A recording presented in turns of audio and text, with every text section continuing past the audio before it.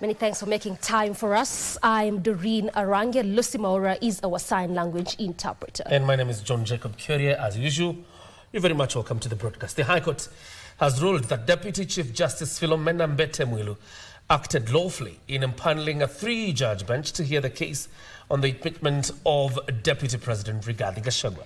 The 3-judge bench dismissed with costs the petition by Gachagua's lawyers, ruling that it lacked merit and that the DCJ can perform duties on behalf of the Chief Justice. The bench will rule tomorrow afternoon on a petition seeking its recusal on alleged grounds of bias. Ruth Mboy opens our broadcast.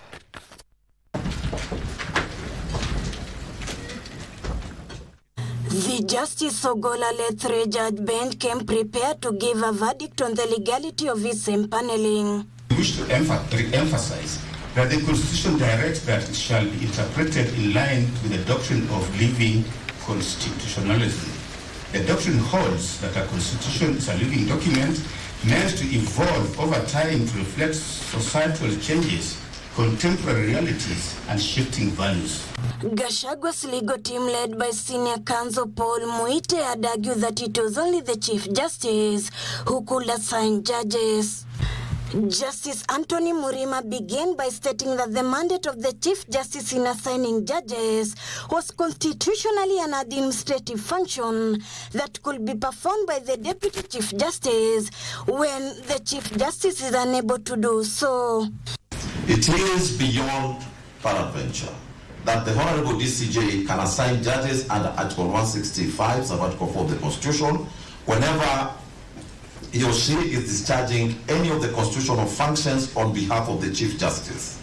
In this case, we do not find any fault in the Honorable DCJ assigning judges to sit in this bench, more so when the Honorable Chief Justice has not raised any red flag. The court also took judicial notice that the petitioners had been expressing dissatisfaction when its direction do not favor them. The court posed why the councils did not raise concern when, according to the case tracking system, the conservatory orders to the petitioners and the directions were both issued past working hours. However, when the court acts in an instance where it has been moved by any other party and likewise proceeds to deal with an application at hand, the applicants show their indignation. Mwilu had also sought to find out why the file from Kerugoya was expressly transported on Saturday to Nairobi for the DCJ to appoint them to hear the matter. The application dated 22nd of October 2024 is disallowed with cause in the cause.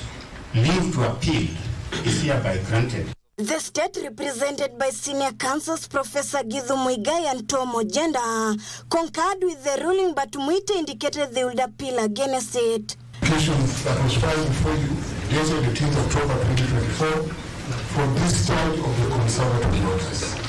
Whatever decision this court makes can be either way. We need 2 directions on the hearing of all the consolidated petitions. Some of the petitions about deal with issues or call directions of the law before the impeachment. I will certainly be seeking to persuade my client to appeal. One issue of accusing counsel to have been talking to the gallery, that is not something that should be left on the record for this court. Thursday morning, the bench will consolidate petitions and hear issues challenged in both houses of parliament, with the recusal application to be heard in the afternoon. With the petitioners citing that the bench has shown open biasness in the first instance of this matter, the bench has cited that this being the first event in Kenya's history, the legal proceeding is so paramount to the Kenyan people and must be carried out expeditiously. Ruth Mboy reporting from Milimani's High Court.